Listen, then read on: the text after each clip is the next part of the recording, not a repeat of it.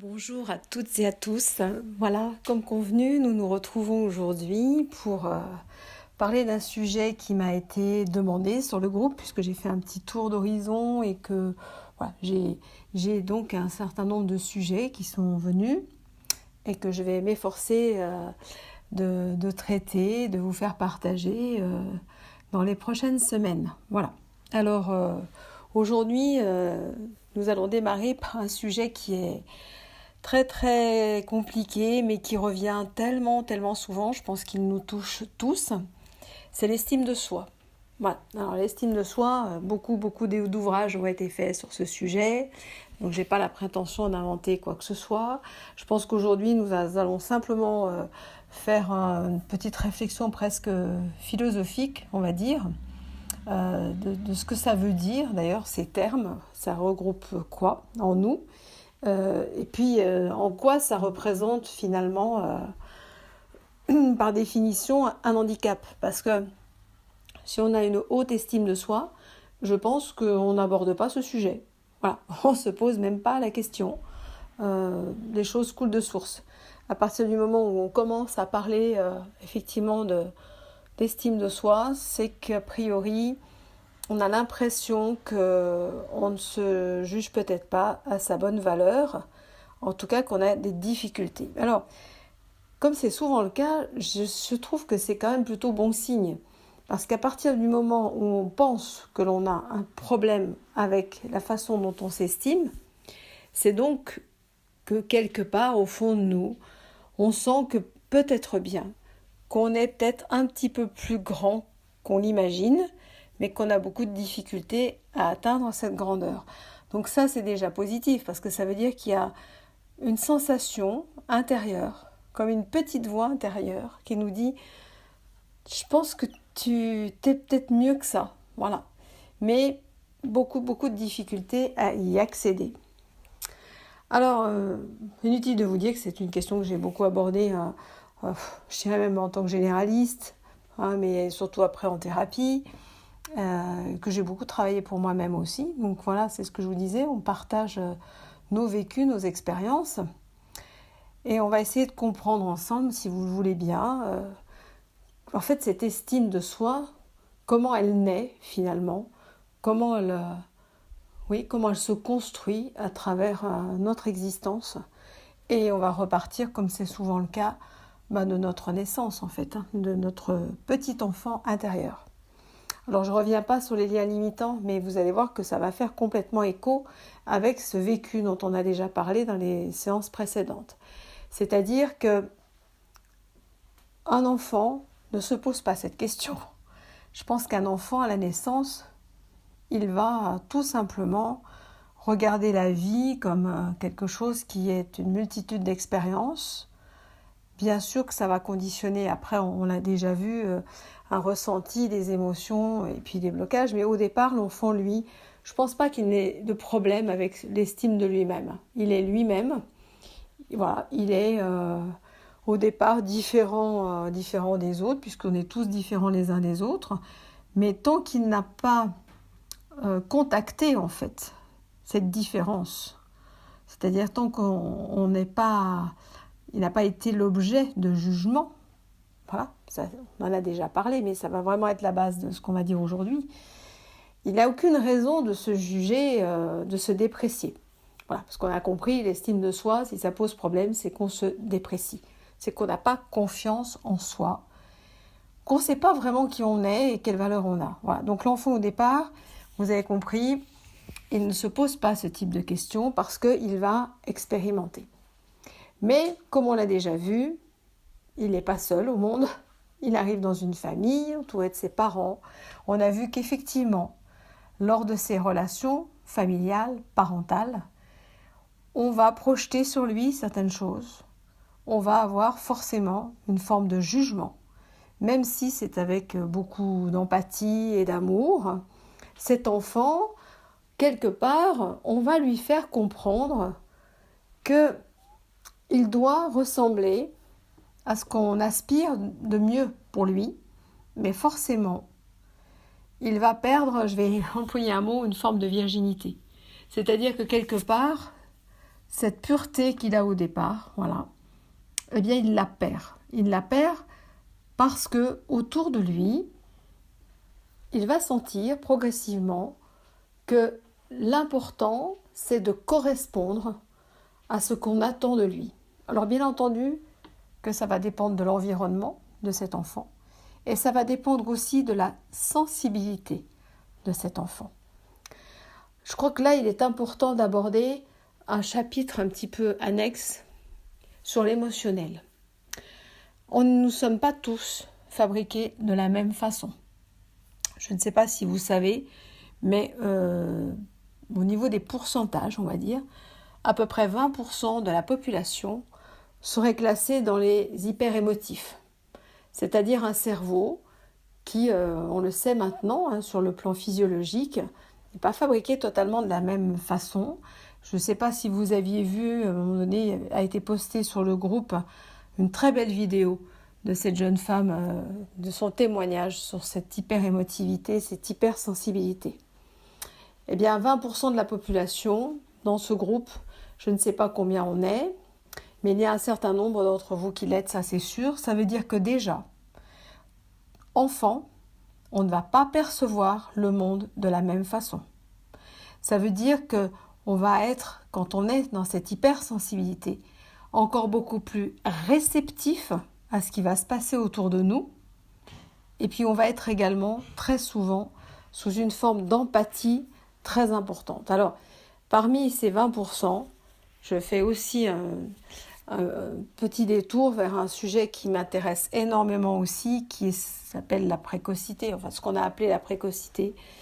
On a appelé à un moment donné la surdouance, qu'on appelle maintenant la surefficience, c'est-à-dire 2 à 3% de la population qui non seulement sont dans cette hyper-émotivité, mais en plus avec un cerveau qui fonctionne en arborescence. Donc voilà, je pourrais détailler si le sujet en intéressait certains. Mais déjà, se dire que sans aller dans cet extrême-là, 20%, c'est important. Ça veut dire que peut-être que vous vous reconnaîtrez à travers cette perception du monde où il y a une sensibilité, une capacité intuitive, une capacité à ressentir l'autre. Et le souci, c'est que souvent, eh bien, ces personnes-là vont se suradapter aux autres. Alors vous voyez, on prend un enfant, 80% de la population va déjà être de toute façon modelée un petit peu par le paysage familial, la façon dont l'enfant doit se comporter, être jugé un petit peu, mais à tout niveau, parce que là rentre le caractère aussi morphologique, on va dire, voilà. Est-ce qu'on est brun, est-ce qu'on est blond, est-ce qu'on est grand, est-ce qu'on est petit, voilà, donc les critères esthétiques. Et puis ensuite, est-ce qu'on répond à, est-ce qu'on est intelligent, est-ce qu'on a fait des études, est-ce qu'on est bon en maths, ou est-ce qu'on est bon en dessin, est-ce que, voilà, donc va arriver des critères, donc déjà au niveau parental, puis ensuite éducatif, voilà. Et ce que je vous expliquais, c'est que la perception en plus va être différente si on est particulièrement dans l'émotionnel, c'est-à-dire beaucoup plus touché par ce qui va se passer à l'extérieur de nous, et puis être beaucoup plus empreinte d'empathie, ce qui veut dire qu'on va être plus à l'écoute des autres que de soi-même. Donc, l'estime de soi, ça veut dire quoi au juste ? Comment on se représente en fait ? Comment on se voit ? Comment on se compare ? Parce que j'ai bien peur que c'est encore une relation avec le jugement. C'est-à-dire où on se situe dans une échelle de valeurs, complètement hypothétique d'ailleurs, parce que qui aurait fabriqué cette échelle qui montrerait que telle personne... Alors oui, on a eu bien entendu l'échelle scolaire par nos capacités de réussir ou non certains examens, certains diplômes. En même temps, si on regarde bien, beaucoup de personnes qui ont très très bien réussi leur vie, on va dire, moi j'aime bien ce terme de réussir leur vie et pas réussir dans la vie, c'est-à-dire être parfaitement là où ils doivent être, avec des fois un niveau assez élevé, non pas forcément des tonnes de diplômes exceptionnels, mais simplement se sont réalisés. Donc en fait, bien sûr, on est face à peut-être cette échelle-là, de savoir comment comment se voit quelqu'un qui travaille manuellement par rapport à quelqu'un qui a un bagage intellectuel important. Est-ce que cette personne a une belle estime de lui ou au contraire se rend compte qu'il n'est pas arrivé, donc dès le départ, s'est construit sous une forme d'échec. C'est-à-dire qu'il est là par défaut.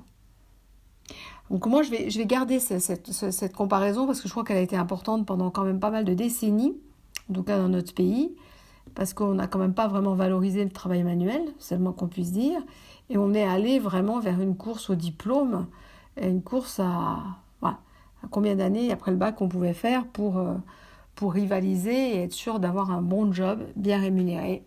Et vous avez vu dans le dernier audio de cet ingénieur qui est devenu artiste et qui a vraiment quelque chose d'assez génial. On expliquait que cette course effrénée, on a tous été dedans. Et puis on est tous issus de ça parce que nos ancêtres, nos parents, nos grands-parents ont tous souhaité, je pense, qu'on réussisse mieux qu'eux. C'est-à-dire non pas qu'on s'épanouisse, parce que ce n'est pas vraiment ce qu'on entendait, à quelques exceptions près. Où dans certaines familles, on avait déjà cette capacité de dire « mon enfant, fais ce que tu ressens ». Mais la majorité des gens de la génération du dessus, et peut-être encore un peu celle du dessous, c'est pas du tout le discours que nous avons entendu. Nous avons entendu « écoute, voilà, moi j'ai galéré dans ma vie, j'ai pas beaucoup gagné d'argent, j'avais pas le choix ». Combien de fois on a entendu dire « j'avais pas le choix ». Mais toi, fais des études, tu auras le choix. Alors voilà, comme si il fallait passer par tous ces diplômes, toutes ces multitudes de notes et d'appréciations dans un domaine bien particulier pour avoir le choix de réussir sa vie. Donc forcément, ceux qui n'y arrivent pas ont un peu de mal à avoir une belle estime d'eux. Par contre, ceux qui ont choisi un travail manuel parce que c'est quelque chose qui les passionne et qu'ils sont vraiment dans leur élément et que c'est un choix, je pense qu'ils n'ont aucun souci avec ça. Parce que je pense qu'ils sont suffisamment nourris par ce qu'ils font pour ne pas se lever le matin en se disant « je suis pas... je suis menuisier, je suis maçon et je suis peintre et je suis pas avocat, médecin, notaire ou que sais-je. » Je pense pas. Je pense qu'ils sont parfaitement là où ils devaient être. Moi, c'est c'est ce genre d'exemple qui me montre que l'estime de soi, c'est quand même souvent rattaché à la comparaison, au jugement et une échelle arbitraire de réussite. Voilà. Je pense que ça va parler à l'intérieur de vous, ça. Voilà. Évidemment, c'est quelque chose aussi qui évolue avec l'âge, mais ne pas s'estimer, avoir une mauvaise vision de soi-même quelque part. Vous voyez ? Je pense que c'est la difficulté à rentrer à l'intérieur de soi. C'est un petit peu comme si on projetait un hologramme, que cet hologramme, on le mettait dans un tableau comparatif avec les gens qui nous entourent, et que systématiquement, on se mettait quand même plus en bas de l'échelle qu'en haut de l'échelle. Mais pour moi, c'est un hologramme. Pour moi, c'est une projection. Pour moi, c'est pas la capacité d'aller à l'intérieur de soi, et donc à l'intérieur de soi, de trouver qui on est, et à l'inverse, de se créer la vie qui correspond à ce que l'on est. Donc, pour moi, l'estime de soi est ce fameux problème, parce que je sens que beaucoup de gens m'ont demandé, je l'avais déjà entendu avant, c'était d'ailleurs l'objet de mon premier atelier en présentiel l'année dernière, c'est un rapport direct avec je m'aime, quoi. Et alors là, je vais un petit peu plus haut, parce que les termes sont un peu plus forts, mais pour moi, c'est ça. C'est sortir de ce comparatif d'existence extérieure, c'est-à-dire qu'en fait, c'est comme si on allait voir à l'extérieur qui on est. Et on va voir à l'extérieur à travers ce qu'on nous dit, ce que l'on entend, ce que l'on voit.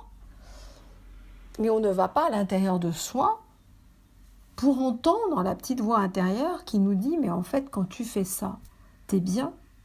Et qu'est-ce que t'en as à faire que ton voisin, il fasse autre chose dans sa vie ?» Alors c'est très compliqué parce que ça veut dire qu'effectivement, il va falloir lâcher une bonne fois pour toutes ces liens limitants de jugement. Voilà. Il va falloir, et je pense que vraiment l'audio qu'on a eu va tout à fait dans ce sens-là. Ça veut dire qu'en fait, on va prendre d'autres valeurs que cette réussite dite sociale qui fait que celui qui est en haut de l'échelle est celui qui gagne beaucoup d'argent, qui a une belle voiture, une belle maison, voilà, un beau compte en banque. Et en plus, qui a malheureusement, ce que disait un financier reconverti dans l'accompagnement personnel, il a malgré tout ce qu'on appelle le syndrome du pauvre. Ça, c'est assez génial. Ça veut dire que souvent, c'est pas parce que les gens ont de l'argent qu'ils ont, semble-t-il, réussi. Souvent, ils ont tellement d'angoisse. C'est ce qu'on appelle le syndrome du pauvre. C'est-à-dire qu'en fait, rien ne les apaise dans la vie. Mais c'est quand même ce qu'on nous a projeté comme modèle de réussite. Voilà. Alors ça a été aussi quelque chose qui a été, on l'a vu aussi avec le reportage de Yann Arthus Bertrand, qui a été projeté aussi, modèle social, production, excellence, productivité, objectif, course à la médaille. Hein. Vous avez vu combien, dans pas mal d'entreprises, y compris des choses comme McDo ou autres, on avait un tableau d'honneur. Et ces dernières années, c'est quelque chose qui a été exploité d'une façon incroyable. C'est-à-dire que du jour au lendemain, vous êtes en haut du tableau, et pour X raisons, le lendemain, vous redescendez au plus bas de l'échelle. C'est-à-dire que quelqu'un décide pour vous la valeur que vous avez. C'est terrible, c'est un peu comme si on était coté en bourse, vous voyez le travail, quoi. On est... Waouh, les actions montent, waouh, ça explose le plafond, puis alors 3 jours après, on ne vaut plus rien. Vous sentez comment cette chose est complètement absurde, complètement ridicule, et pourtant on a baigné dedans, au point de se dire, je n'arrive pas à avoir une bonne estime de moi, parce que quand je me compare à toutes ces personnes-là, voilà, je ne suis pas du tout au niveau. Donc en fait, on a une échelle de comparaison. Alors que l'estime de soi, si on veut vraiment le comprendre en fonction de notre valeur profonde, c'est une valeur qui ne se mesure pas. Il n'y a aucune échelle de valeur qui mesure ce que l'on est. Surtout qu'en fait, quelque part, si on est un petit peu dans cette forme, on va dire un peu de spiritualité, on est tous partis de la même puissance. Donc en fait, on est tous puissants. Et puis on a perdu cette puissance au fil du temps. Voilà. Mais cette échelle, elle n'existe pas, puisque quelque part au fond de nous, ce qui va être important, c'est de connecter avec ce qui nous fait vibrer. C'est de ressentir véritablement ce pourquoi on est fait. Et c'est pour ça que, effectivement, cet ancien ingénieur disait que les objectifs sont en train de changer, et c'est tant mieux. Puisqu'en fait, on ne va plus être dans cette performance à tout prix, dans cette course au diplôme. On a vu où ça nous a amené. Hein, je pense que vous avez tous autour de vous des gens avec des bagages pas possibles, qui se sont retrouvés de toute façon avec des emplois bien en dessous de leur capacité, dans une errance totale, parce qu'on leur avait fait miroiter des carrières absolument incroyables. Vous sortez avec un bac plus 5, 6, 7, 8, et vous allez gagner beaucoup d'argent, et vous allez être reconnu, vous allez être quelqu'un de bien. Puis après, quand ils s'en sont sortis de tout ça, ils se sont rendus compte que c'était pas vraiment ça. Et quelle déception. Quelle déception, et surtout là, bonjour l'estime de soi. Comment rebondir? Heureusement, beaucoup ont rebondi, mais vous voyez bien que cette échelle-là n'a aucune valeur. C'est une échelle qui est fabriquée de toutes pièces par le mental, par l'ego. Là, on est dans l'ego complètement. Voilà. Et ce qu'on est en train de vivre aujourd'hui, puisque je vous le dis très souvent, ce que l'on est en train de vivre aujourd'hui, et ce que disait effectivement cet ancien ingénieur, c'est que les objectifs aujourd'hui sont des objectifs complètement différents. C'est-à-dire se sentir vivant. Non plus avoir un travail, mais se sentir passionné par ce qu'on fait. et surtout que les choses aient du sens. Vous voyez, du sens? Alors, quand on parle de ça, je pense que vous avez tous été interpellés, hein, vous avez tous mis des commentaires positifs. C'est quoi le sens en fait? Parce que le sens, c'est pas quelque chose qu'on va aller acheter en magasin, ça. Hein, c'est pas non plus quelque chose qu'on va aller trouver dans une échelle de valeur européenne, internationale ou quoi que ce soit. Non, le sens, c'est quelque chose qui vous est totalement intime. Parce que quelque chose ne peut avoir de sens que pour vous. Vous voyez, déjà. Quand on dit ça n'a pas de sens, à mon avis, ça n'a pas de sens. C'est parce qu'à l'intérieur de soi, ça ne résonne pas. On se dit ça ne résonne pas. On n'est pas dedans. On ne se projette pas dans cette idée, dans ce concept. Vous voyez? Donc déjà, l'estime de soi, pour moi, c'est déjà se poser tranquillement. Arrêter aussi de se martyriser. Donc là, on va y revenir, mais simplement se dire, mais qu'est-ce qui a du sens pour moi, toute seule ou tout seul? Voilà, qu'est-ce qui a du sens pour moi? La dernière fois, on a parlé de valeur. Voilà. Qu'est-ce qui a du sens? Et ça, je pense qu'à partir du moment où on va cibler notre action en fonction de ce sens profond, on ne peut que d'avoir d'estime pour soi. Ça va marcher ensemble. Je crois qu'il faut peut-être sortir de cette espèce de schéma où les gens se disent « je n'ai pas d'estime de moi », se sont mis ça dans la tête, mais ils n'ont pas cherché à comprendre d'où ça venait. Et ce que je voudrais aujourd'hui, c'est un peu démonter tous ces vieux schémas. Et se dire, peut-être qu'il ne faut pas employer ce mot-là, peut-être il faut tout simplement employer des mots différents, mais qui vont nous amener à sortir justement de ces schémas archaïques. Parce que ce problème d'estime de soi, je pense qu'il s'est construit à l'intérieur de ces schémas archaïques. Ces schémas où il y avait effectivement beaucoup d'ego, beaucoup de mental, de comparaison, de peur et de construction autour de ces peurs. Donc, moi, je transformerais je n'ai pas d'estime de moi en est-ce que je trouve du sens dans ma vie? Voilà. Est-ce que tout ce que j'ai fait jusqu'à présent me semble être cohérent? Qu'est-ce que j'aimerais faire de plus? Si simplement je m'écoutais, si simplement j'écoutais cette petite voix intérieure qui me dit que quand je fais telle ou telle chose, je me sens bien, je me sens vibrer, je me sens heureux, je me sens vivant. Vous voyez la différence? Estime de soi, non. Plutôt, est-ce que je me sens vivant? Est-ce que je me sens bien là où je suis? Et ne pas brandir cette espèce de marionnette, là, de truc qui va faire que, oh là là, si je commence déjà à mettre l'estime de soi, c'est bon, c'est mort, j'en ai pas. J'en ai pas. Je crois qu'on finit par se convaincre aussi qu'on n'en a pas. Vous voyez? Alors, je vais revenir aussi sur des choses qui sont pratiques au quotidien. Apprendre à s'aimer un peu plus, à prendre soin de soi, ça passe par différentes choses. Ça parle déjà de comment on se parle à soi-même. Vous voyez ce que je veux dire? Tous ces petits mots assassins qu'on peut se répéter au quotidien. Je suis nulle. Vous faites tomber quelque chose, mais qu'est-ce que je suis conne. Vous voyez? C'est un peu vulgaire, mais c'est un peu ce qu'on se dit, non?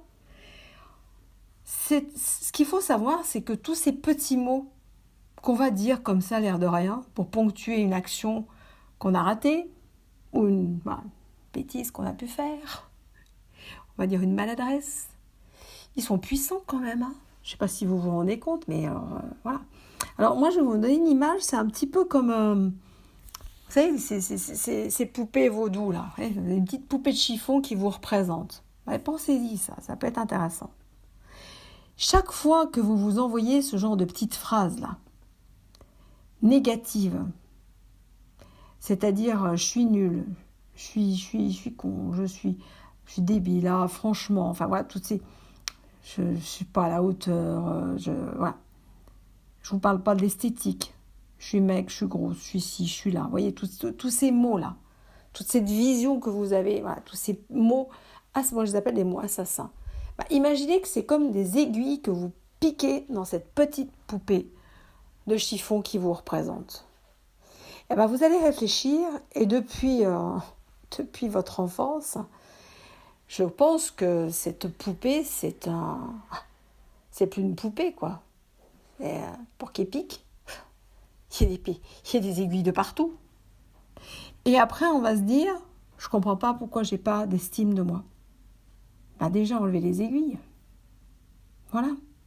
Enlever les aiguilles, et puis chaque fois que vous entendez dire ce genre de mots à votre rencontre, essayez de dire, oh là là, stop, j'arrête. Et vous essayez de transformer, de mettre des synonymes, des choses différentes. Voilà. Essayez déjà. Alors ça, c'est vraiment un petit travail qui peut être fait au quotidien, franchement, qui permet déjà d'arrêter d'avoir ce jugement négatif sur soi, parce que malgré tout, quand même, les paroles, on l'a vu, elles sont porteuses d'une énergie. Donc quand vous continuez à répéter des mots aussi assassins, ça veut dire que à l'intérieur de vous, vous continuez à vous détruire. Donc c'est vous-même qui devenez effectivement votre propre saboteur. Vous vous souvenez de ce que je vous avais parlé dans les liens limitants, d'accord ? Les élagueurs. Ceux qui étaient venus couper les branches chaque fois que vous aviez des envies. Mais là, au bout d'un moment, je vous avais aussi expliqué que après, c'est plus les autres. Vous êtes devenus adultes, vous avez votre vie en main et ça vous appartient. Votre vie vous appartient. Mais malheureusement, c'est vous qui continuez à couper vos propres branches. Donc l'estime de soi, c'est déjà se dire, bon, on va peut-être arrêter avec ça. Puis on va peut-être essayer de voir au quotidien comment je me traite déjà. Comment je me vois. Et puis d'enlever ce que je vous disais, les petites aiguilles sur la poupée, là, en disant, à chaque fois que vous enlevez une aiguille, vous pouvez vraiment le symboliser, ça, vraiment. Vous pouvez même le fabriquer, pourquoi pas. Et d'essayer d'enlever toutes ces petites aiguilles par des mots plus sympas à votre égard. Alors comment on fait ? Déjà on se pose, puisque sur ce groupe, on a des âges différents, mais on n'a pas 10 ans non plus, donc on a déjà un passé, on va dire. C'est déjà de regarder dans notre vie, depuis toutes ces années, ce que l'on a fait de bien, nos réussites. Parce qu'on est très, très, très fort pour parler de nos soi-disant échecs. Alors déjà, je vous avais déjà expliqué qu'en fait, il n'y a ni réussite, ni échec, mais des expériences. Voilà. Qui sont parfois, qui nous semblent positives. Sur le moment, certaines on pense qu'elles sont négatives, mais en fait, elles nous ont apporté un enseignement précieux. D'autres sont douloureuses, mais de toute façon, elles nous apportent toujours quelque chose. Alors, posez-vous et puis regardez. Mais vraiment, posez-vous. C'est-à-dire pas juste là 5 minutes, je m'assois sur une chaise et je réfléchis.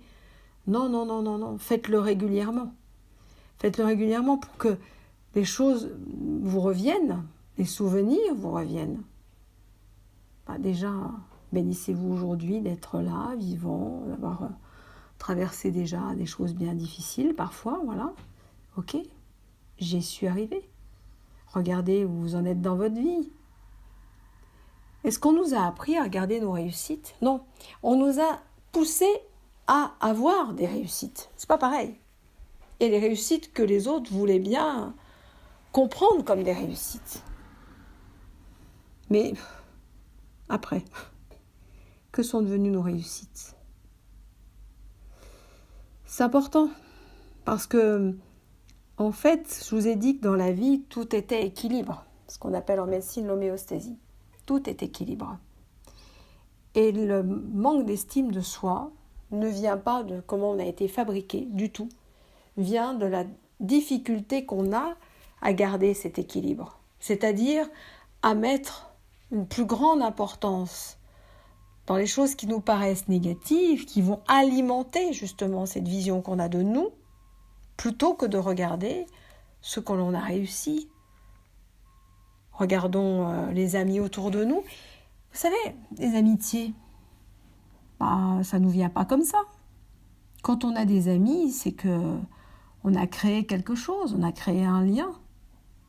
Ça veut dire qu'il y a une énergie positive qui a circulé pour qu'on ait des amis. On y est pour quelque chose. Hein, j'en veux pas d'amis, c'est pas très difficile. Hein. Donc, je crois qu'on a complètement oublié, de par le fait qu'on nous a pointé une forme de réussite artificielle qui correspondait à un modèle. On se rend compte que c'est même un modèle économique d'ailleurs, ce qui est impressionnant, mais qui n'a rien à voir avec qui on est vraiment en tant qu'être humain. Ça n'a strictement rien à voir. Donc c'est pour ça que je vous invite à réfléchir sur le mot estime de soi. Mais qu'est-ce qu'on met dedans ? Et puis en fait, à partir de quand on a senti qu'on n'était pas bien ? Alors vous allez me dire déjà dès l'enfance, hein, parce qu'effectivement, à partir du jugement des autres, souvent on peut être complexé, par exemple. Et on le voit aujourd'hui, comment les jeunes, à travers les réseaux sociaux, peuvent être complètement assassins, quoi, par leur jugement, leurs mots, c'est impressionnant, ça s'est pas arrangé par contre, oui. Oui, le regard des autres quand on est en train de se construire. Quand on est enfant, petit, quand on est adolescent, là c'est encore plus compliqué parce qu'on est déjà surtout à un âge vulnérable. C'est un âge où on se construit et où le regard des autres est très important, surtout les regards de nos congénères, hein, du même âge. Et là, on va se dessiner un portrait quelque part. Voilà, on va commencer à croire qu'on est ce qu'on perçoit à travers les autres. Mais absolument pas ce que l'on sent au fond de nous. Voilà. Alors effectivement, là, les critères esthétiques sont souvent très importants. Hein, voilà, on va voir comment les complexes peuvent s'installer et durer et perdurer dans le temps. Alors ça parle aux hommes et femmes, mais peut-être plus aux femmes, comment les femmes se voient souvent, c'est impressionnant. Il y a eu des tests comme ça, notamment au niveau du poids, et on s'est rendu compte que sur une échelle de poids, les femmes se croyaient vraiment obèses, et quand on les mettait face à des femmes de poids différents, elles étaient qu'au milieu, enfin elles étaient dans une moyenne, elles n'étaient pas du tout là où elles s'étaient mises. Donc c'est vraiment, on reviendra sur ce sujet, je vous le dirai plus tard. Mais vraiment, vous voyez, c'est se construire une image de soi à travers le regard des autres. Donc en fait, c'est donner aux autres ce pouvoir-là. Ça, c'est juste pas possible. C'est juste pas possible. Mais pourquoi les autres auraient ce pouvoir ?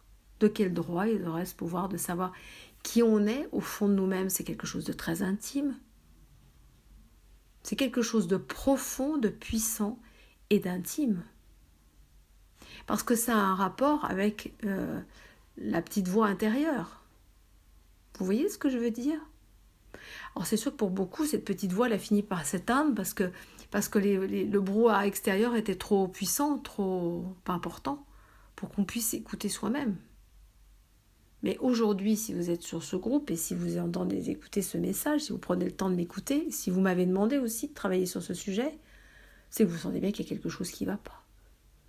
C'est-à-dire que comment accéder à ce que l'on est soi-même ? Déjà, la première chose, d'arrêter de se regarder à travers les autres et de donner aux autres la possibilité de savoir qui on est. Alors là, on est sûr de se tromper, quoi. C'est une évidence. Imaginons que vous soyez entouré d'une dizaine de personnes et que vous allez demander à ces 10 personnes comment ils vous voient. Il y a de grandes chances qu'il n'y en ait pas 2 qui disent exactement la même chose. Vous voyez ce que je veux dire ? Ça veut dire que, quelque part, en fait, la vérité, elle est où ? Elle n'est pas à l'extérieur, elle n'est pas dans le cercle autour de vous, elle est à l'intérieur de vous. J'espère que vous me suivez, ça, c'est très important. Parce que l'estime de soi, c'est revenir à soi. Revenir à l'intérieur de soi. Et plus se projeter à l'extérieur. Parce que si vous vous projetez à l'extérieur, vous êtes perdu. Vous allez vous perdre. Vous allez vous perdre dans une projection complètement artificielle. Qui plus est, à la vitesse à laquelle le monde évolue, vous serez dans le... moi, ça me fait rire parce que c'est exactement ceux qui se disent branchés. Pour être branché, il faut courir vite. Hein. Parce qu'il faut aller aussi vite que les nouvelles modes et que ceux qui décident que vous êtes à... les fameux influenceurs. Alors voilà, ça c'est typique en fait. En fait, c'est un mot qui existe aujourd'hui, mais il a existé tout le temps. Les influenceurs, c'était ceux qui étaient autour de nous, qui voulaient nous influencer en fait. Et qui voulaient nous influencer dans notre perception de nous-mêmes. D'accord ? Bon, là, c'est déjà un gros problème d'ego. Parce que quand on veut influencer les autres, c'est qu'on estime qu'on est vraiment dans une vérité pure et dure, et que les autres, ils n'ont qu'à suivre. Donc c'est déjà un irrespect vis-à-vis des autres. Hein, pour moi, c'est mon avis, mais je pense que ceux qui sont dans cette course-là se perdent complètement. Enfin, ils ne se rattrapent jamais. Voilà. Ils courent après eux-mêmes et courent après une image. Là, on est dans du virtuel total, et dans l'insécurité. Là, vraiment, suivre une image et correspondre à ce que les autres attendent de vous place dans une insécurité folle. Parce qu'il suffit que le panorama autour de vous change et vous n'êtes plus rien. Plus rien du tout. Le seul moyen d'être soi, c'est vraiment d'aller à l'intérieur de soi-même. Encore une fois, je le répète, parce que je crois que c'est la première chose à faire en parlant d'estime de soi, c'est de vraiment aller à l'intérieur de soi-même et se dire, voilà, revenir avec son prénom, son nom de naissance, sa date de naissance, son identité. Et à travers cette identité-là, c'est voir l'identité de votre vie, c'est-à-dire tout ce que vous avez fait. Et tout ce que, n'oubliez surtout pas ce que vous avez fait de bien. Je voudrais même que vous mettiez ça vraiment en exergue aujourd'hui. Parce que le reste, vous m'avez pas attendu pour le faire. Mais mettre toutes vos réussites en avant. Et surtout, ne dites pas que c'est normal, parce qu'il y a beaucoup de gens qui raisonnent comme ça. C'est-à-dire quand ils échouent, ça vient alimenter le fait qu'ils sont nuls, et quand ils réussissent, c'est normal. Voilà. Alors là, on n'est pas bien parti du tout. Vous avez compris, c'est pas possible. Non. Il n'y a que des expériences. Cette expérience-là, tiens, moi j'y suis pas arrivée, c'est pas grave, je vais en tirer une conséquence et je vais essayer de faire autrement, mais c'est une expérience. Voilà. Et à partir du moment où vous allez concevoir que votre vie n'est qu'expérience, vous allez voir très vite que l'estime de vous-même va changer. Et surtout votre regard sur les autres. Voilà. Rappelez-vous, avant, c'était que le jugement. On me juge, du coup je juge les autres et je me juge moi-même. Voilà. Donc on est dans une histoire du mental, dans une histoire de l'ego. On n'est pas du tout à l'étage du cœur. Or, ce que je vous ai demandé, moi, c'est d'arriver à cet étage du cœur. Et on est en plein dedans, puisqu'on est dans cette énergie qui s'ouvre là, avec ce nouveau monde qui apparaît. Vous l'avez vu, Maintenant, on n'est plus dans les liens d'excellence, de diplôme. On est dans les liens de cœur, de savoir ce qu'on veut faire de notre vie, quelle contribution on va apporter à ce nouveau monde. Mais nous, de façon individuelle, et non pas dans la comparaison avec les autres. Ça n'a aucun sens. D'accord ? Donc voilà, je pense que, effectivement, apprendre à s'aimer, c'est apprendre à sentir qu'on est vivant, déjà, qu'on est vivant, qu'on respire, qu'on est un patrimoine unique.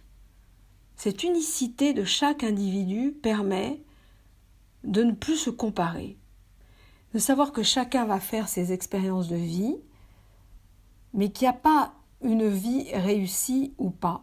Il y a une vie riche d'expériences et c'est valable pour tout être humain qui va, on va parler d'incarnation, c'est-à-dire dans sa vie sur Terre, qui va expérimenter à son rythme. Et ce qui est important, c'est que ces expériences seront d'autant plus judicieuses et riches que s'ils se les approprient vraiment et non pas qu'ils les fassent en fonction des autres. Voilà. Je pense que c'est valable à tout âge. Beaucoup de personnes imaginent que à partir d'un certain âge, c'est fini, quoi, c'est mort, c'est trop tard. Non, bien sûr que non. Bien sûr que non. Parce que c'est un regard qu'on peut avoir aujourd'hui sur nos propres personnes qu'on n'avait pas il y a 20 ans, 30 ans. Je vous ai déjà expliqué que finalement le développement personnel, c'est quelque chose de récent. Donc cette question d'estime de soi, bon alors nous quand on était jeunes, c'est même pas une phrase qu'on aurait pu comprendre ça. Ça n'existait pas. Donc bien sûr que non. C'est quelque chose qui à tout âge et à tout moment de notre vie, on peut se dire, mais je n'ai pas à m'estimer ou me sous-estimer, me sous-estimer. Vous voyez, parce que ce mot-là, moi je trouve qu'il fait trop référence aux autres. C'est juste, je vais lâcher ça et puis je vais surtout me dire, mais ma vie, je veux en faire quoi? Qu'est-ce que je ressens? Tous les jours, je peux faire des choix. Et ces choix-là, pour qu'ils soient judicieux, il faut qu'ils me correspondent au plus profond de moi-même. Et pas qu'ils correspondent à mon voisin, ma voisine, non. Qu'ils me correspondent à moi. Que j'ai la sensation d'être remplie. Et ça, c'est un petit peu la conclusion que j'aimerais apporter aujourd'hui, c'est que pour ressentir les choses par rapport à ça, c'est la notion de se remplir ou d'être vide. Vous voyez ? Quand vous avez passé votre vie à essayer de correspondre à l'image qu'on voulait de vous, ou à l'image que vous ressentez être bien, parce que les médias, tout ça, voilà, vous donnent des affiches et vous disent ça c'est quelqu'un qui a réussi, ça c'est un corps musclé, voilà, et que vous êtes toujours en référence vis-à-vis de l'extérieur, il y a de grandes chances que vous vous sentiez quand même assez vide à l'intérieur de vous. Parce que arriverez-vous à atteindre de toute façon la perfection, sachant que la perfection n'existe pas, qu'on vous la vend peut-être, certes, mais elle n'existe pas. Donc je pense que vous aurez au fond de vous l'impression d'un vide, de quelque chose qui n'a jamais été abouti. Alors qu'au contraire, si vous avez ce temps d'introspection, à vous dire, mais ma vie, en fait, ce que j'ai envie, c'est qu'elle ait du sens. Et puis jusqu'à présent, elle en a eu du sens. Est-ce qu'on a besoin d'être un héros, ou, voilà, d'être quelqu'un médiatisé pour véritablement avoir du sens? Mais bien sûr que non. On parle vous savez, des héros du quotidien. Mais vous êtes jamais posé la question, enfin moi je regarde souvent, je me dis bon j'ai un métier, certes je fais des études, ok. Mais moi je regarde avec passion tous ceux qui travaillent de leurs mains, tous ceux qui viennent, réparer ma chaudière. J'y pensais l'autre jour parce que ça a été le cas et je me suis dit moi je sais rien faire de tout ce qu'il fait là, je sais rien faire de ça. Est-ce que vous vous demandez oui, heureusement que j'ai un boulanger pour faire le pain. Oui, on a tous appris à faire du pain pendant le confinement, mais enfin bon, le savoir-faire. Le savoir-faire. Vous voyez ça? En fait, c'est unique. Alors, non seulement il y a un savoir-faire, mais en plus, la richesse tient au fait que pas deux personnes dans la même profession vont faire exactement la même chose. Pourquoi? Parce qu'ils vont y mettre de leur propre personnalité, parce qu'ils vont y mettre de leur âme, de leur cœur, de leur âme. Et vous voyez bien que dès qu'on parle à ce niveau-là, c'est beaucoup plus simple d'avoir de l'estime pour soi et d'en avoir pour les autres. Parce que finalement, c'est beaucoup plus simple d'être à sa juste place. Parce qu'on n'est plus dans des échelles de valeur. Ça n'a aucun intérêt. On est dans une complémentarité. On est dans le faire ensemble. Ma petite contribution, c'est déjà ça. Donc je pense que ce que je voulais vous expliquer aujourd'hui, si certains veulent revenir, je pense que c'est vraiment un travail individuel. Donc ça, il faudrait que les personnes m'appellent et puis qu'on fasse un travail vraiment individuellement parce que il faut aller puiser quand même dans chaque histoire ce qui a pu à la fois vraiment démonter cette estime de soi. Il y a des gens qui partent de très loin, ça je le sais, parce qu'ils ont vécu des choses assez dramatiques. Donc il y a un travail personnel à faire. Et sur ce groupe, on ne peut pas le faire de façon individuelle. Mais de façon générale, j'ai envie de vous dire, sortez de cette espèce d'item de l'estime de soi et dites-vous ce que ça a vraiment un intérêt aujourd'hui et voir plutôt cette magnifique complémentarité, cette magnifique richesse. Je sais pas, mais quand vous regardez tout simplement nos régions en France, il n'y a pas deux régions pareilles. Elles sont différentes. Et c'est juste génial, cette diversité. Et à l'intérieur de chaque région, il y a encore plus de diversité dans les spécialités culinaires, dans les coutumes, voilà. C'est une énorme richesse. Et revenez à des choses simples parfois au lieu que votre esprit divague là. Vous voyez ? Dites-vous simplement que c'est grâce à cette richesse, à cette diversité incroyable que on a accès à tout ce qu'on peut avoir accès et c'est merveilleux. On parle de biodiversité aujourd'hui. Vous avez vu dans ce repartage combien c'est important.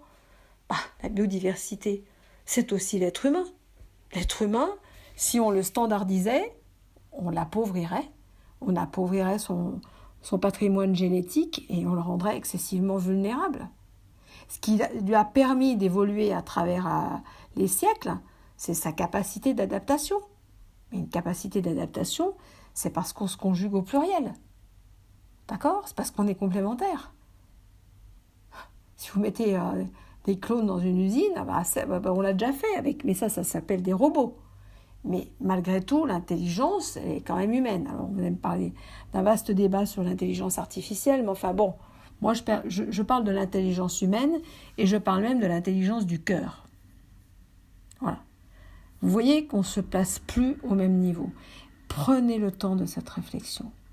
Posez-vous vraiment et dites-vous, mais au fait, quelles sont mes expériences ?